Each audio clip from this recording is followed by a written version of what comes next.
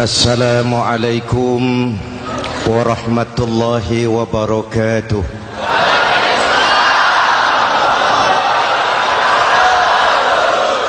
Alhamdulillahillazi ja'ala ramadana syahra siyami lil mu'minin. Wassalatu wassalamu ala asyrafil mursalin Sayyidina Muhammadin wa ala alihi wa sahbihi ajma'in, amma ba'du. Para ulama yang saya muliakan, para pejabat baik sipil maupun militer yang saya hormati, alhamdulillah malam ini atas izin Allah, mudah-mudahan yang kita laksanakan ini merupakan bagian dari amal ibadah kita di bulan suci Ramadan ini. Hadirin, reformasi terbesar adalah reformasi yang dilakukan oleh baginda Nabi besar Muhammad sallallahu alaihi wasallam. 23 tahun merombak satu bangsa biadab menjadi bangsa beradab, merombak umat yang terpecah belah menjadi umat yang bersatu, merombak masyarakat yang tenggelam dalam kemusyrikan menjadi umat yang bertauhid. Reformasi besar apa yang dilaksanakan oleh Rasul dan apa hubungannya dengan kita sekarang? Ini yang ingin saya sampaikan malam ini. Pertama, beliau melaksanakan reformasi akidah, membebaskan manusia dari kemusyrikan, menyelamatkan manusia dari ketergantungan kepada benda. 13 tahun beliau berjuang di kota Makkah hanya untuk menanamkan la ilaha illallah Muhammadur Rasulullah. Dari sana segalanya dimulai, meletakkan fondasi. Saya yakin tidak ada Tuhan selain Allah dengan seluruh konsekuensinya.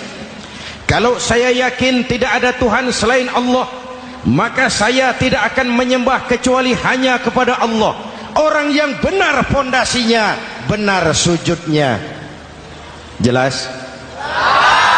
Kalau saya yakin tidak ada Tuhan selain Allah, saya tidak akan minta rizki kecuali hanya kepada Allah. Orang yang benar fondasinya, jauh dari korupsi, jauh dari judi.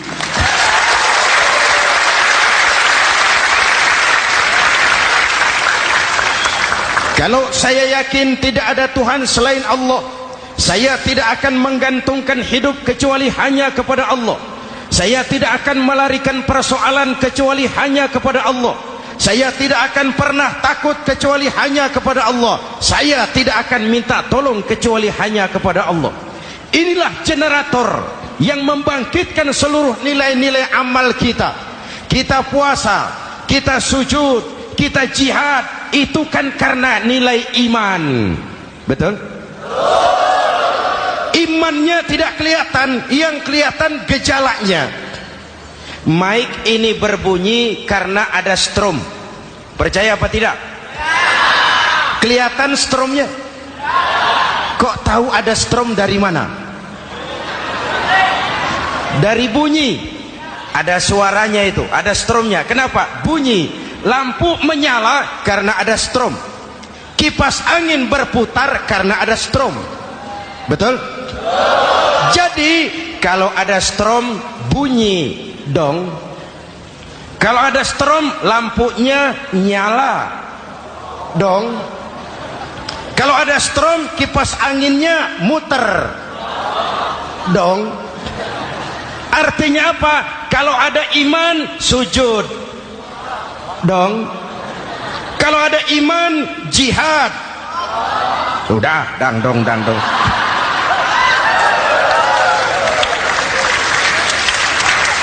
seluruh amaliyah kita hanya refleksi dari nilai-nilai keimanan. Maka dimulai dengan fondasi. Kalau fondasi kuat, apapun yang mau dibangun aman. Kalau fondasi rapuh, apa yang mau dibangun di atas fondasi yang rapuh. Karena itu, dengan tabligh akbar ini, pesan pertama saya, mari jaga nilai-nilai iman kita. Kita masih bergelut dengan zaman susah. Judi kembali merebak, narkoba meracuni remaja dan pemuda-pemudi kita, padahal dua-duanya sumber segala macam kemaksiatan. Judi mendidik orang jadi malas, dan sejarah belum pernah mencatat ada orang jadi kaya karena judi.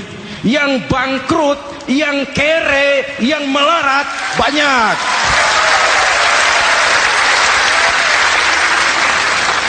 Makanya saya bersyukur di sini nggak ada yang judi. Nggak ada, mana saya nggak lihat di sini. Entahlah kalau di luar sini.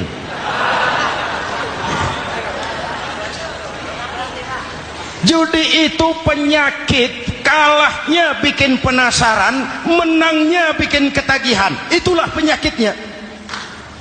Makanya lebih baik makan singkong betulan daripada makan roti mimpi. Ayo, makan singkong betulan, makan roti mimpi, lebih baik mana? Lebih baik makan roti betulan, Mas.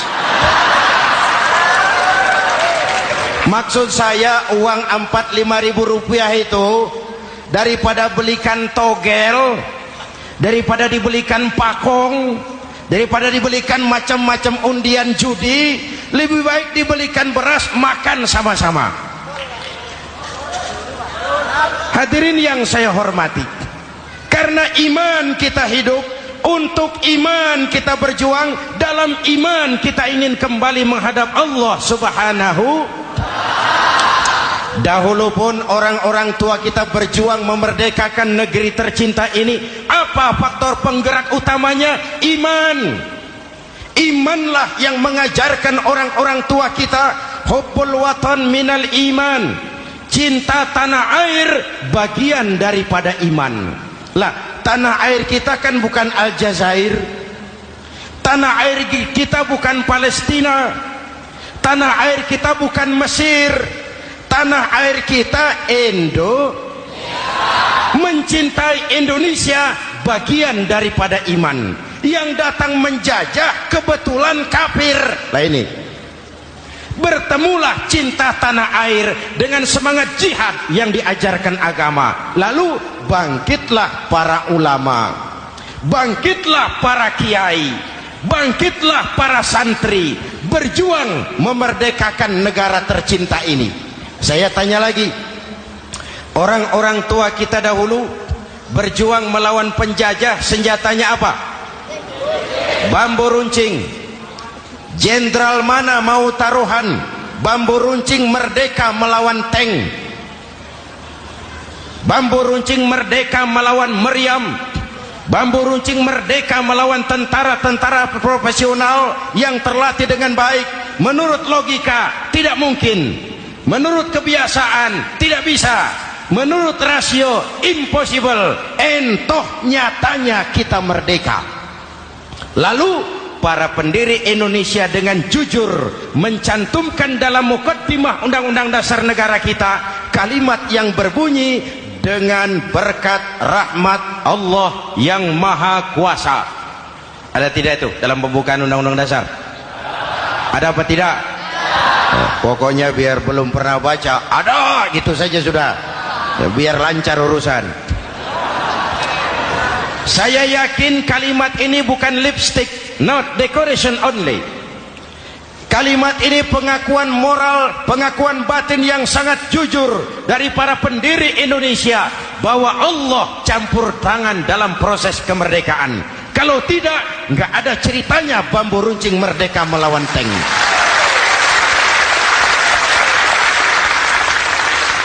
Kalau dulu iman untuk merebut kemerdekaan, sekarang iman untuk mengisi kemerdekaan. Betul? Betul? Karena itu jaga nilai-nilai iman. Jangan tidur. kita sudah berhasil melaksanakan pemilu. Sidang umum MPR sudah digelar. Pemerintahan baru sudah terbentuk. Itu kita pilih bersama. Kita dukung bersama. Mendukung itu tidak harus selalu iya. Kula nuwun semohon dawuh kumaha juragan wae oke bos. Mendukung tidak harus selalu iya. Mendukung juga memberikan saran, kritik, perbaikan. Kenapa? Di mana-mana di dunia ini kekuasaan cenderung mau menang sendiri. Kekuasaan cenderung untuk korup. Karena itu kalau kita cinta kepada pemerintah, kita harus mengawasi jalannya pemerintahan kita ini.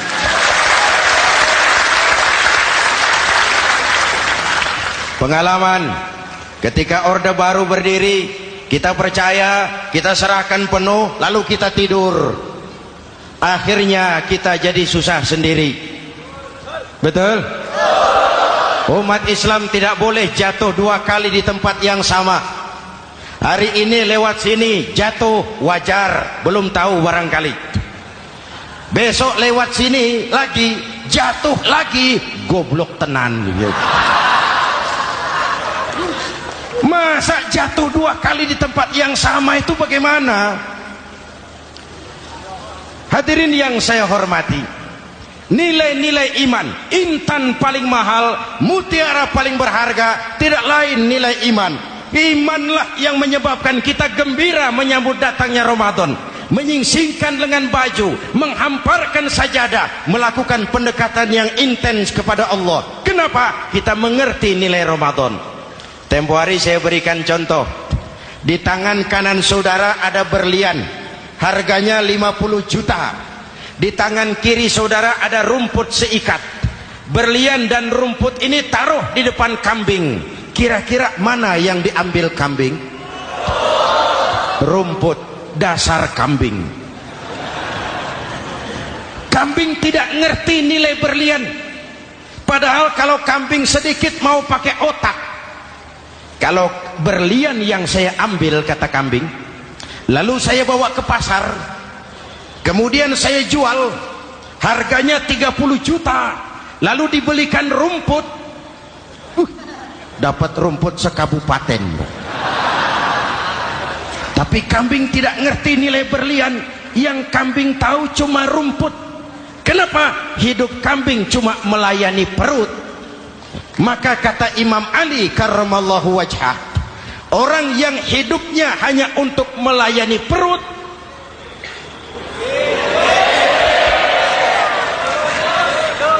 saudara yang ngomong ya, tanggung jawab. Saya kan cuma mulai, kenapa diterusin?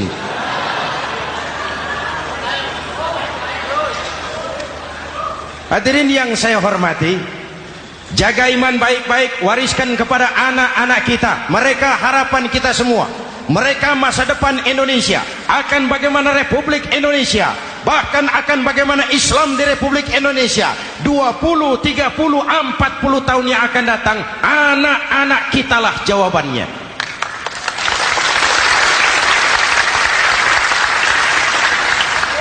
Mereka mau jadi apa? Persilahkan, asal iman merupakan landasan hidupnya. Anak-anak kita boleh jadi jenderal, asal jenderal beriman. Boleh jadi pejabat, pejabat beriman. Jadi pengusaha, pengusaha beriman. Kalau iman landasannya aman. Jadi pengusaha, pengusaha beriman, insya Allah timbangannya tidak curang, ekonomi lancar, masyarakat tenang. Jadi petani, petani beriman, insya Allah tidak menggarap tanah yang bukan miliknya.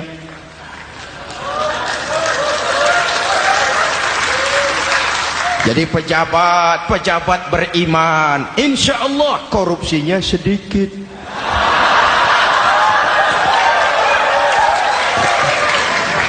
Jadi jenderal, jenderal beriman, insya Allah berjuangnya bersama ulama, bukan nangkepi ulama.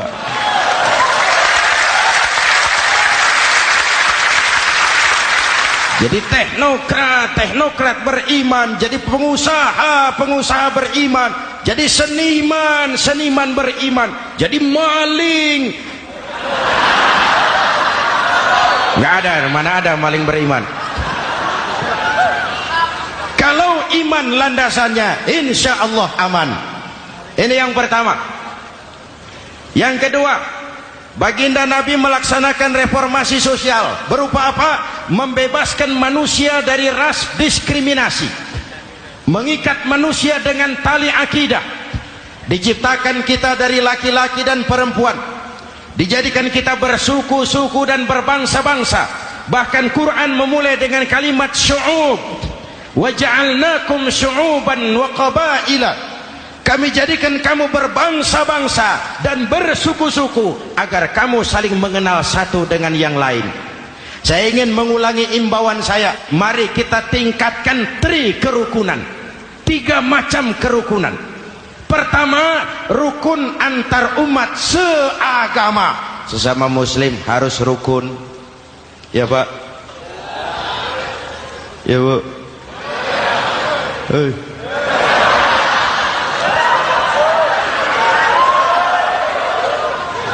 Malam ini saya tidak merasa sebagai tamu di sini. Saya hanya keluarga di tengah-tengah keluarganya.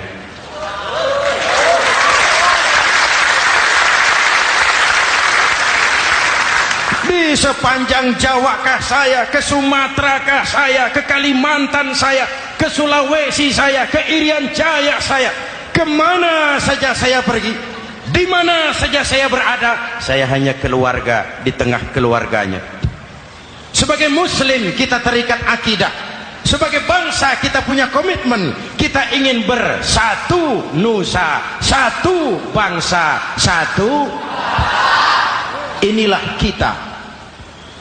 Hadirin yang saya hormati, rukun antar umat seagama. Hura-hura pemilu sudah lewat, ekses-eksesnya harus kita hilangkan. Boleh jadi kemarin-kemarin karena berbeda kaos sama teman gak teguran. Yang sudah-sudah, yang penting sekarang ke depan. Sudah capek kita rakyat diobok-obok. Sudah datang saatnya kita meluruskan saf, merapatkan barisan, menggalang semangat kebersamaan. Rukun antar umat seagama. Begitulah malam ini saya hadir di tengah keluarga sendiri. Yang mengikat kita apa? Akidah. Di masjid kita ditemukan, dan inilah simbol kehidupan umat. Tadi kita sholat isya dan tarawih di sini, menghadap ke arah yang sama, menyembah Allah Tuhan yang sama, melakukan gerak yang sama, membaca bacaan yang sama, dengan bahasa yang sama. Betul?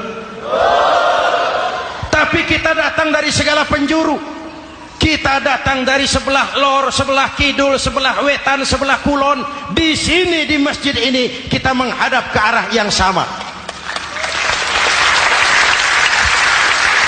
Kita yang hadir di sini boleh jadi ada yang dari Sumatera, Kalimantan, Sulawesi, Irian Jaya, tapi kita adalah Indonesia. Jelas? Jelas? Saya sering kasih contoh, coba kalau sholat pakai bahasa masing-masing, ramai masjid, bingung malaikat. Ini Indonesia ramai karena tiap provinsi sholat pakai bahasa masing-masing. Kalau Riau bicara sendiri, Ambon bicara sendiri, Aceh bicara sendiri, Irian bicara sendiri, ramai masjid. Jelas? Jelas? Yang imam pakai bahasa Indonesia, takbir, Tuhan yang maha besar. Gagah sekali, bingung malaikat. Kembali kita kalau sholat pakai bahasa masing-masing. Betapa ramainya masjid. Itu cermin dari bangsa yang tidak bisa menjaga kesatuan dan persatuan. Uni Soviet almarhum Al-Mal'un itu negara adidaya, negara adikuasa, bersama-sama dengan Amerika menjadi polisi dunia. Tetapi kemudian dihantam oleh glasnost yang kebablasan. Gorbachev terpental, Soviet pecah jadi negara kecil berkeping-keping. mimpi mengembalikan Soviet seperti dulu. Begitulah kalau kita biarkan benih-benih disintegrasi ini terus berkembang, tidak ada lem perekat, maka kita akan pecah berkeping-keping dan kita akan jadi satu bangsa yang kecil. Oleh karena itu, yang pertama, jaga kerukunan antar umat seagama. Berbeda pendapat boleh, berpecah belah jangan. Berbeda partai oke, tapi berbeda dalam wawasan bernegara jangan. Jujur saja, saya kemarin musim pemilu itu sudah agak pesimis melihat, batin saya menjerit, ya Allah, kenapa umat jadi begini? Kenapa umat harus terkotak-kotak? Terlalu banyak partai-partai Islam waktu itu, 20 lebih. Begitu sidang umum MPR berjalan, saya mulai melihat titik optimisme. Ada yang mengkristal, di mana orang tidak lagi melihat partainya, tetapi melihat nilai-nilai imannya. Itulah yang memang utama buat kita.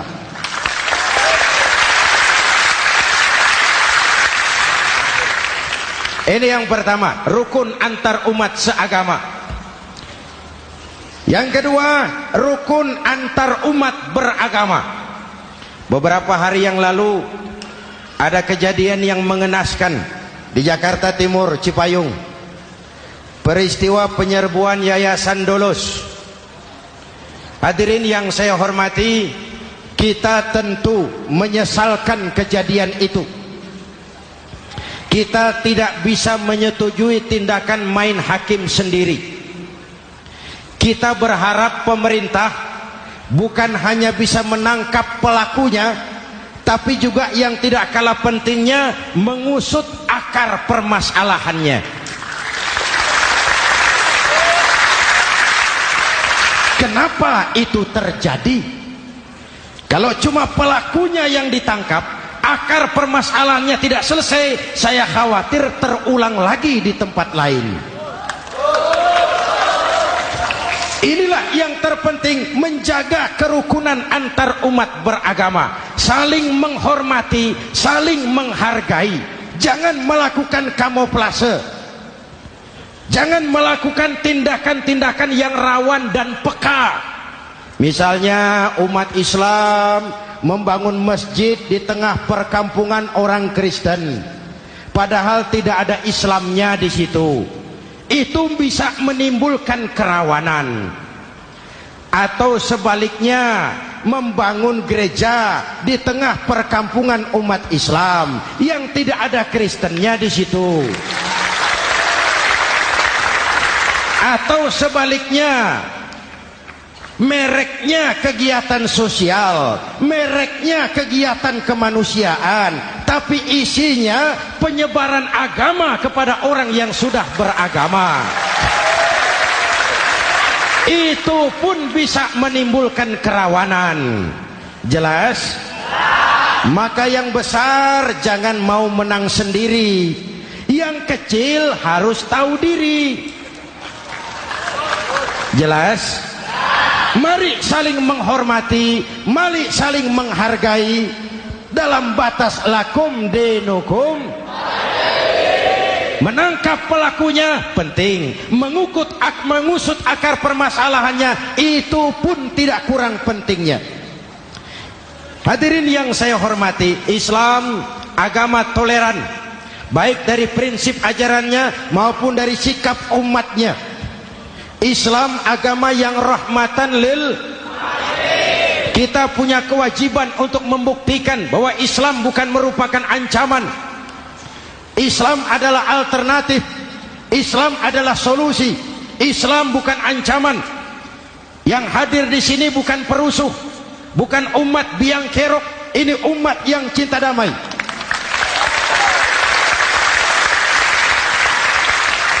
Ini umat yang tidak pernah mencari-cari musuh, tapi juga tidak akan pernah lari kalau bertemu musuh. Mari kita jaga kerukunan antar umat beragama. Jangan sampai peristiwa Dolos terulang lagi di tempat-tempat lain. Saling menghargai, saling menghormati. Jangan main hakim sendiri, tapi juga jangan mau menang sendiri. Hadirin yang saya hormati, dengan menjaga kerukunan antar umat beragama, akar keutuhan kita sebagai bangsa semakin terpelihara. Lalu yang ketiga, rukun antar umat beragama dengan pemerintah. Tadi kita sholat di sini ada imam, ada makmum, betul? Kalau makmum siapa saja boleh, Mas. Tidak ada pemilihan makmum. Fikih itu ketat kalau sudah memilih imam. Nih makmum siapa saja. Pak, itu orang pemabuk itu, boleh jadi makmum. Suka mencuri, Pak, boleh jadi makmum. Bacaannya tidak fasih, boleh jadi makmum. Ketinggalan 1 rakaat, boleh jadi makmum. Tapi tidak tiap orang boleh jadi imam. Kenapa? Imam mau mimpin orang banyak. Kalau dia bodoh, bagaimana nasib makmumnya?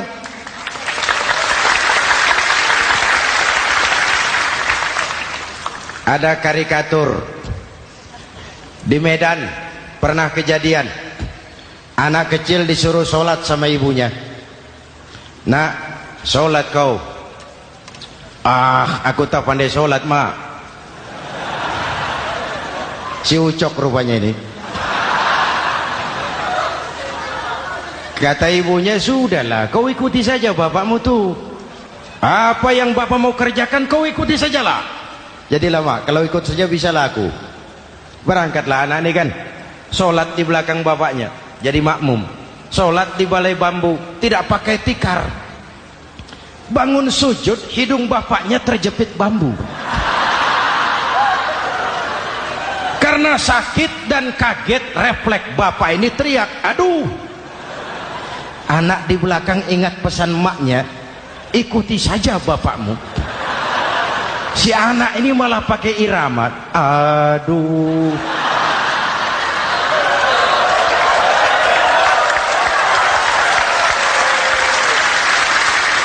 Lah, ada yang lebih gendeng lagi.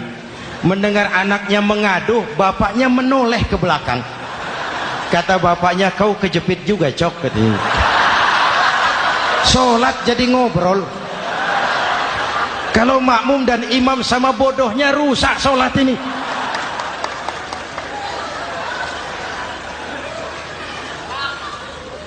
Hadirin yang saya hormati, rukun antar umat beragama dengan pemerintah, pemerintah yang legitimate, yang dihasilkan lewat proses demokrasi. Benarnya kita dukung, salahnya kita tegur, kita kritik, kita perbaiki, kita berikan saran-saran yang baik. Sekali lagi, jangan tidur. Sudah lewat masanya.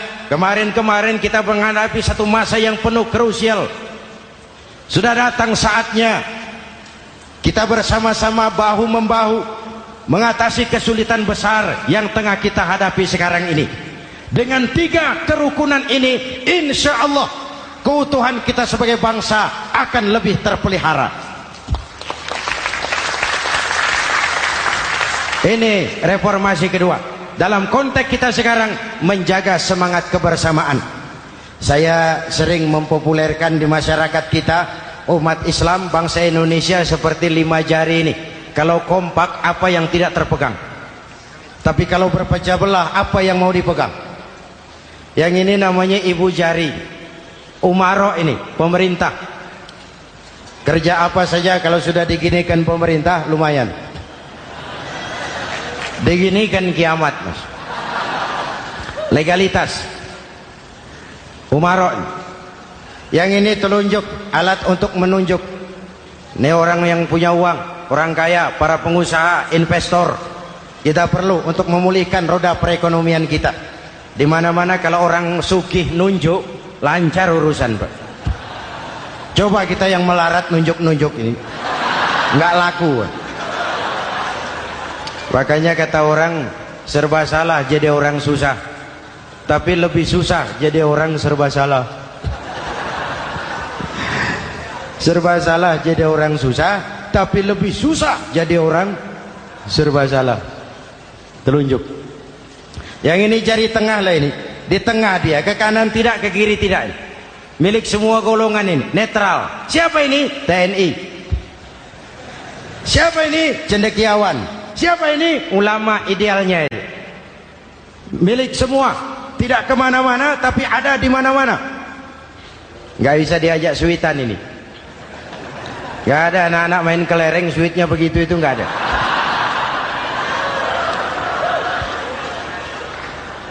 Ini jari manis, remaja, pemuda, masa muda, masa yang paling manis. Semua harapan milik pemuda. Belum pernah saya dengar ada orang pidato, para kakek-kakek harapan bangsa, belum pernah. Mesti kalau sudah harapan umat, pemuda, harapan negara, pemuda, harapan agama, pemuda, harapan bangsa, pemuda, harapan pemudi. Jari manis. Yang ini kelingking, jari paling kecil ini. Ini kaum wanita ini. Perempuan kecil tapi mantap.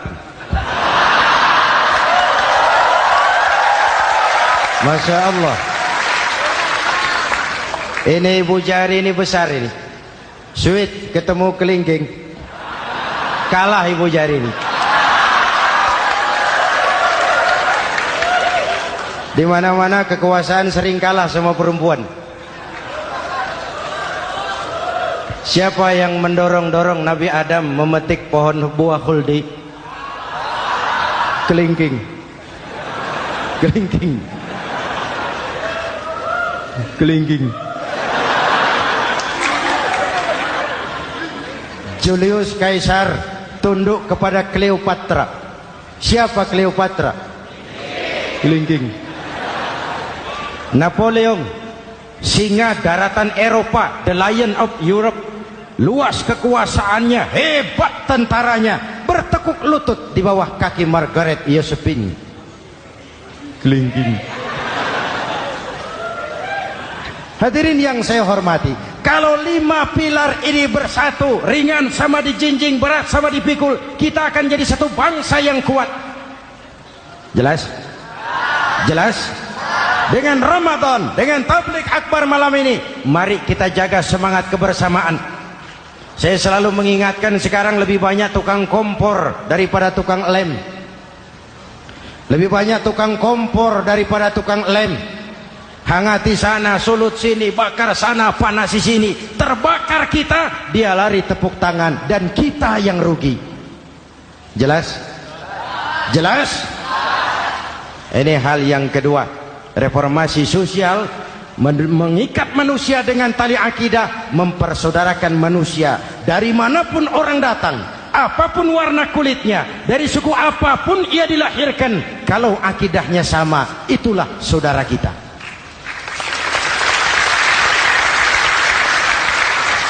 Kembangkan terus kerukunan antar umat seagama, antar umat beragama, dan antar umat beragama dengan pemerintah. Muslim bagaikan satu tubuh. Jikalau yang satu sakit, yang lain ikut merasakan sakit.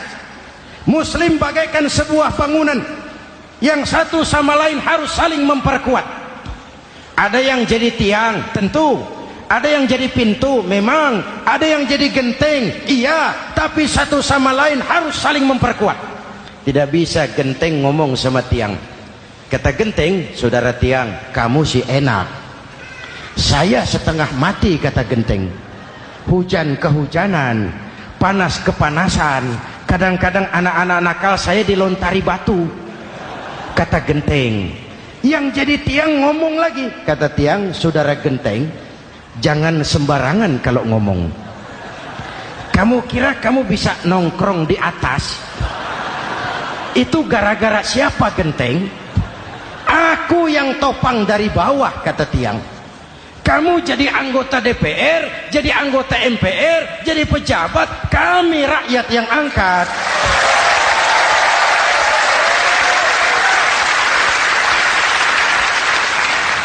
Jangan waktu di bawah rajin ngamalkan ayat kursi, dapat kursi lupa sama ayat.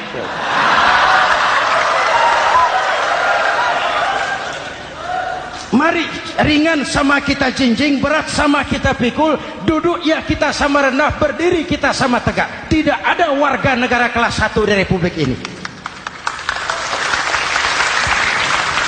Ini reformasi kedua. Yang ketiga, reformasi menegakkan keadilan, menyelamatkan manusia dari kezaliman. Sebelum Islam datang, sebelum Rasul datang, manusia dibedakan oleh hartanya, manusia dibedakan oleh warna kulitnya, manusia dibedakan oleh keturunannya. Beliau dengan tegas mengajarkan, innallaha la yanzuru ila suwarikum wala ila amwalikum walakin yanzuru ila qulubikum wa a'malikum. Allah tidak melihat potonganmu, Allah tidak melihat hartamu. Yang Allah lihat itu hatimu dan amal perbuatan.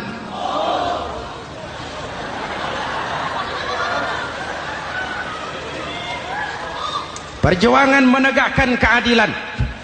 Hadirin yang saya hormati, itulah yang menyebabkan reformasi kita menggelinding, menuntut keadilan, baik keadilan di bidang politik, keadilan di bidang ekonomi, keadilan di bidang hukum. Nabi pernah mengingatkan, hakim, kata Nabi, itu ada 3 macam. Al-qudatu salasatun. Hakim ada 3 macam. 1 di surga, 2 di neraka. Hadirin yang saya hormati, siapa yang hakim ke surga itu?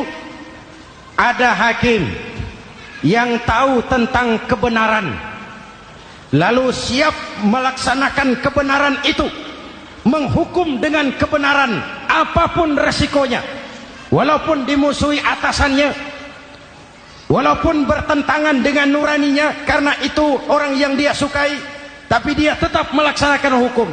Hakim yang mengerti tentang kebenaran sesuatu lalu melaksanakan hukum dengan kebenaran itu yang akan sampai ke surga.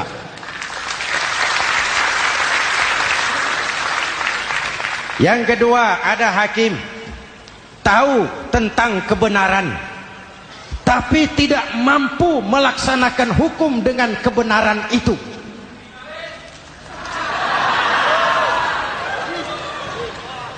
Tahu sesuatu itu benar tetapi tidak punya nurani untuk membela kebenaran.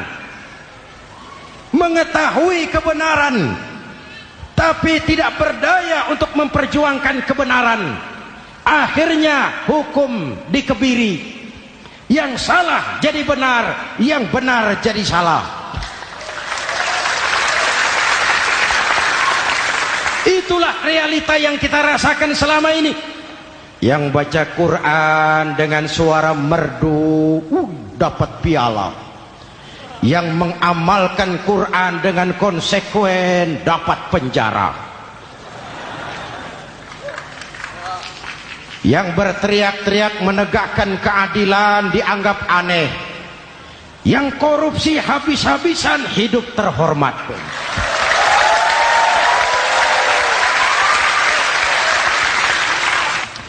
Jadi yang kedua tadi hakim yang tahu kebenaran tetapi tidak mampu melaksanakan hukum sesuai dengan kebenaran.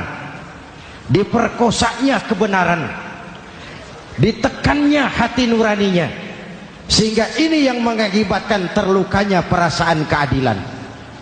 Yang ketiga lebih celaka lagi, ada hakim yang tidak mengerti tentang kebenaran lalu melaksanakan hukum dalam ketidakmengertiannya.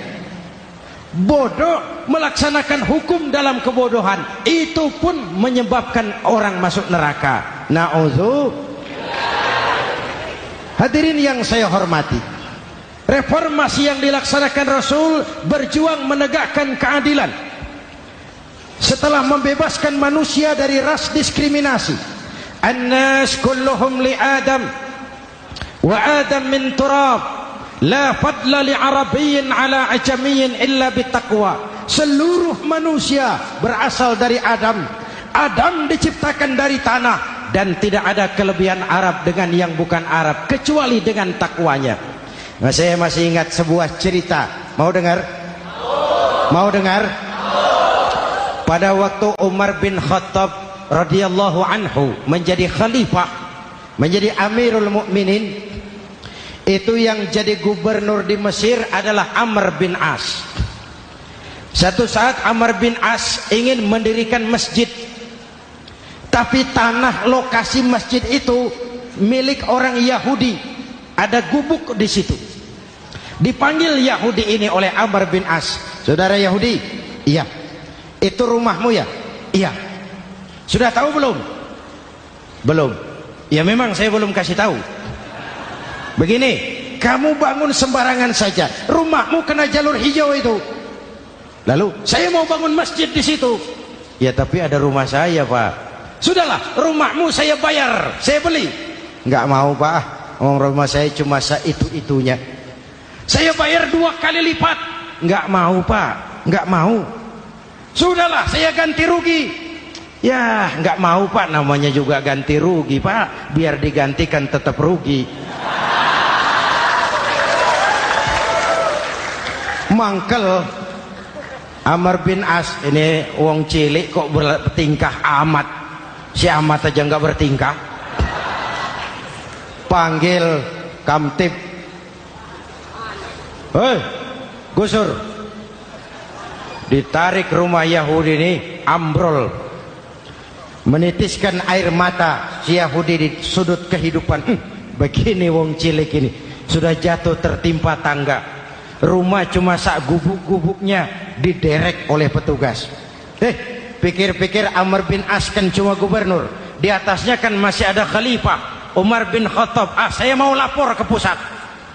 Berangkat Yahudi ini dari Mesir menuju Madinah, berhari-hari berjalan, sambil berpikir, ini nanti kalau saya laporan kepada khalifah, apa pengaduan saya diterima? Wong saya rakyat kecil, lagian Yahudi, sementara yang menggusur saya ini gubernurnya sendiri. Terus dia berjalan sampai di kota Madinah. Lewat tengah hari dia mulai cari-cari. Ada orang, ketemu orang sedang tidur di bawah pohon kurma. Selamat siang, Pak. Siang. Saya mau numpang tanya, Pak. Tanya apa? Bapak tahu Khalifah Umar bin Khattab? Tahu. Istananya di mana, Pak? Istananya di atas lumpur. Di atas lumpur? Iya. Pakaian kebesarannya apa, Pak? Sutra? Bukan. Pakaian kebesarannya malu dan takwa. Pengawalnya banyak, Pak. Banyak. Berapa peleton? Pengawalnya yatim, orang jompo, kelompok mustad'afin, orang-orang lemah, janda-janda tua.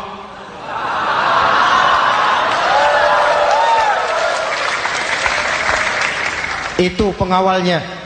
Pakaian kebesarannya malu dan takwa. Pengawalnya orang-orang lemah, tidak berdaya. Kok begitu, Pak? Begitulah Umar bin Khattab.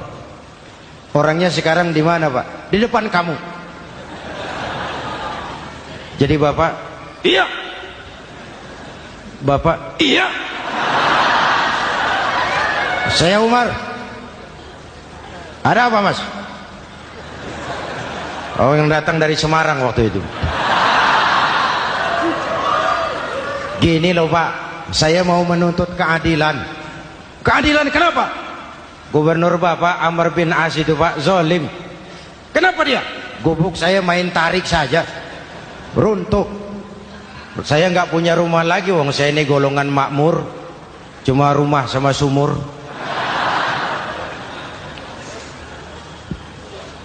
Lalu untuk apa? Katanya dia mau bangun masjid di situ, Pak. Dipaksanya rumah kamu ditarik sampai runtuh. Iya. Yahudi? Ya, Pak. Itu ada tempat sampah ya. Betul, Pak. Di situ banyak tulang unta. Coba kau cari satu tulang unta bawa ke sini. Bingung Yahudi. Pak, saya jauh-jauh dari Mesir ke sini ini mau cari keadilan. Kalau tulang unta di Mesir juga banyak, Pak. Sudahlah, kau ambil saja tulang itu. Berangkat Yahudi penuh tanda tanya, ambil sebuah tulang unta, diberikan kepada Khalifah Umar bin Khattab.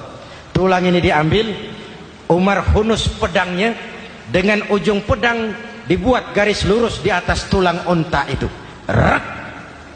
Selesai. Yahudi, iya Pak, sekarang kau kembali ke Mesir, serahkan tulang ini kepada Umar bin Amr bin As. Makin bingung Yahudi. Jauh-jauh datang kemari kira mau dapat keadilan, cuma dapat tulang. Ya sudahlah, namanya wong cilik, berangkat dia pulang ke Mesir. Berhari-hari sampai di Mesir. Pak Gubernur, ya lapor. Ada apa Yahudi? Saya dari pusat. Loh, kamu dari Madinah? Iya Pak. Ngapain sih kamu ke sana-sana? Nuntut keadilan. Kamu bertemu Khalifah? Ketemu Pak. Terus? Tulang.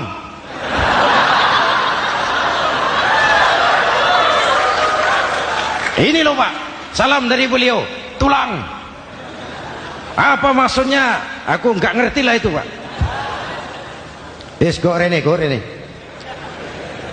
Diambil tulang itu. Amr bin As melihat ada garis lurus dengan ujung pedang. Gemetar badannya. Keringat bercucuran. Kepala proyek dipanggil. Mas. Ini proyek masjid batal.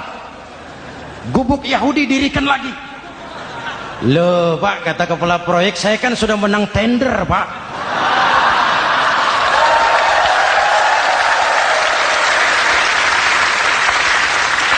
Wes, nggak ada urusan. Sampean mau menang mau kalah tender, proyek batal. Itu gubuknya Yahudi dirikan lagi. Yahudi makin bingung. Ada gubernur dapat tulang gemeter. Pak Gob, ya. Sebenarnya apa yang terjadi? Apa-apa. Kamu sedikit-sedikit main pusat.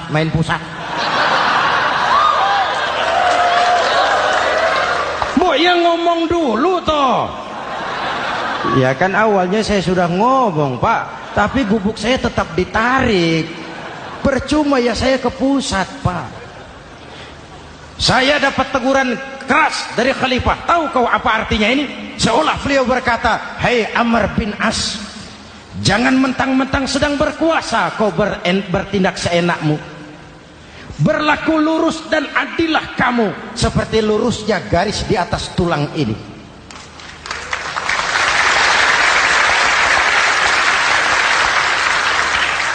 Kalau kau tidak lurus, kalau kau tidak berlaku adil, aku yang akan meluruskanmu dengan pedangku. Itu bahasa simbolik. Siapa yang gak gemeter? Kamu. Pusat. Wedus. Ya ini nek coro kita. Oh Pak, kalau begitu Islam adil ya Pak? Adil. Jadi saya menang Pak? Menang kamu. Padahal saya Yahudi. Tapi menang ya? Menang. Pak sudahlah kalau begitu Pak. Bagaimana? Itu gubuk saya ambil saja Pak. Tanah-tanahnya sak gubuk-gubuknya Bapak ambil. Silahkan kalau mau dibangun masjid. Tidak cuma sekedar itu Pak. Mulai hari ini Bapak dengarkan. Asyhadu an la ilaha illallah wa asyhadu anna Muhammadar Rasulullah.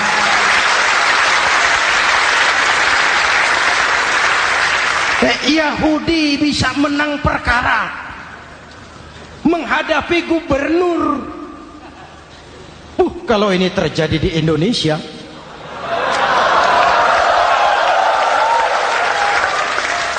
amin. Oke, lalu siapa pemimpin adil itu? Setiap kita kan pemimpin. Presiden, pemimpin di negaranya. Gubernur, pemimpin di provinsinya. Bupati, pemimpin di kabupatennya. Pak Camat, pemimpin kecamatannya. Pak Lurah, pemimpin di kelurahannya. Suami, pemimpin di rumah tangganya. Anak muda, pemimpin bagi dirinya. Dan setiap kita akan dimintakan tanggung jawab. Anak muda pemimpin buat dirinya, nanti diminta tanggung jawab. Hei, kakimu kau bawa jalan kemana? Tanganmu ngambil apa? Lidahmu bicara apa?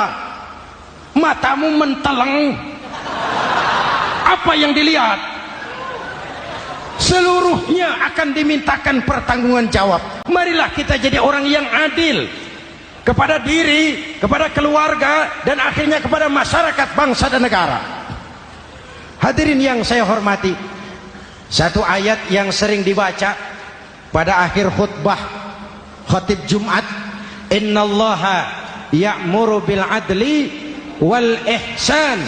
Allah memerintahkan kamu berlaku adil dan berbuat ihsan. Tidak sekadar adil tapi ihsan. Ihsan nilainya lebih tinggi dari adil. Contoh, nak, tolong taruh telur itu di pinggir meja. Anak yang adil apa adanya, ditaruh telur di pinggir meja. Anak yang ihsan lain. Lah iya, perintahnya sih di pinggir meja, tapi kalau pas di pinggir meja kan jatuh ke bawah. Ke tengah sedikit. Ini ihsan. Oleh karena itu, mari, perjuangan menegakkan keadilan masih panjang. Jalannya tidak lurus, bertabur bunga, menanjak, menurun, banyak onak dan duri. Namun seperti yang dikatakan seorang tokoh, masih Napoleon, kalau ada 1000 orang penegak keadilan, saya satu dari yang 1000 itu. Kalau ada 100 penegak keadilan, saya juga satu dari yang 100 itu. Kalau ada 10 orang menegakkan keadilan, saya juga satu dari yang 10 itu. Kalau hanya 1 orang yang menegakkan keadilan, maka sayalah yang 1 itu. Tetap konsisten berjuang menegakkan keadilan, walaupun besok langit akan runtuh, walaupun besok akan kiamat, keadilan tetap harus ditegakkan. Ini reformasi yang ketiga, menegakkan keadilan, mengayomi masyarakat dengan hukum yang tegas. Dan Rasul menjadi contoh. Ini yang hebat. Misalnya beliau berkata, wallazi nafsi biyadih, lau anna Fatimah binti Muhammadin saraqat laqata'a Muhammadun yadaha. Demi Allah, andai kata Fatimah putri Muhammad mencuri, jangan orang lain, Muhammad sendiri yang akan memotong tangannya. Hukum berwibawa, masyarakat terlindungi. Kenapa? Nabi jadi contoh. Jelas? Beliau mengajarkan orang beramal. Kepada putrinya beliau mengatakan apa? I'mali ya Fatimah, i'mali fa inni la ughni anki minallahi syai'a. Fatimah, beramal kau. Fatimah, beramal kau. Fatimah, solat kau. Fatimah, puasa kau. Fatimah, zakat kau. Fatimah, haji kau. Kalau kau tidak beramal Fatimah, aku ayahmu Rasulullah tidak akan sanggup membelamu di akhirat nanti. Ini keadilan. Tidak mentang-mentang putri kesayangan Nabi lalu sudah Fatimah kamu nggak sholat nggak apa-apa, nanti di akhirat ada papi. Jauh dari semangat nepotisme. Putri beliau sendiri ditekankan, i'mali ya Fatimah fa inni la ughni anki minallahi syai'a. Beramal kau Fatimah, kalau kau tidak beramal, aku ayahmu tidak akan sanggup membela kamu di akhirat nanti. Inilah inti dari nilai keadilan.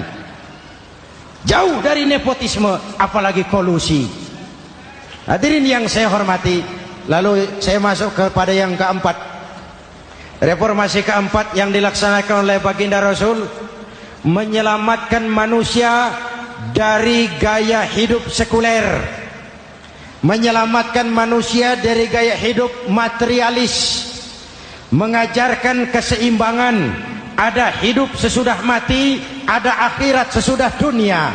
Betul? Betul? Kalau saja tidak ada hidup sesudah mati, kalau saja tidak ada akhirat sesudah dunia, persilahkan hiduplah saenae, nek perlu saenae udelmu dewe. Sayang. Ada hidup sesudah mati, ada akhirat sesudah dunia. Ini semua calon-calon jenazah.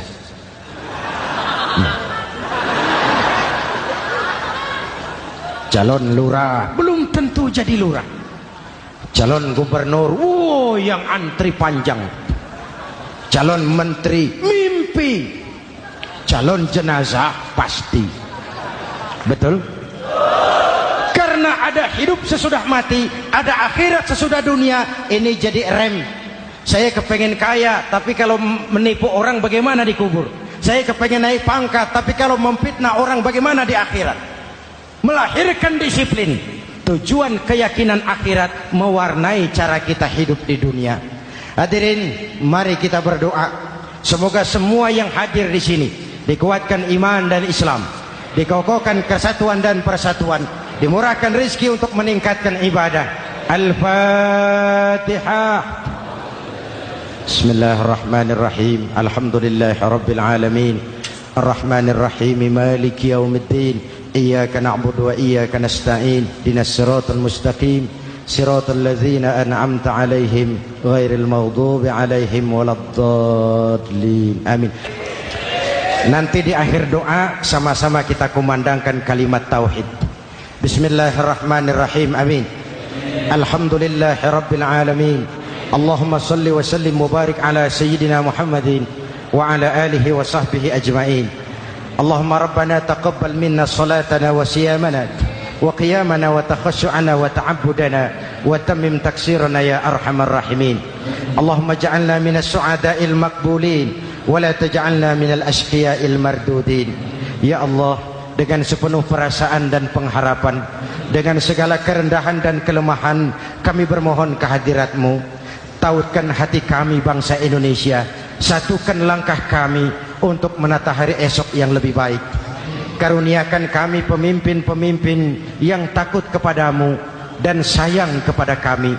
Berikan mereka kekuatan zahir dan batin untuk membawa kami rakyat dan bangsa Indonesia keluar dari kesulitan besar ini menuju masyarakat yang adil dalam kemakmuran dan makmur dalam keadilan di bawah naungan ridha-Mu. Ya Allah, selamatkan kami dari perpecahan, selamatkan kami dari pertikaian, selamatkan kami dari bahaya kemunkaran dan kezaliman. Rabbana hab lana min azwajina wa dhurriyyatina qurrata a'yun waj'alna lil muttaqina imama. Afdalu ma qultuhu ana wan nabiyyuna min qabli. La ilaha illallah.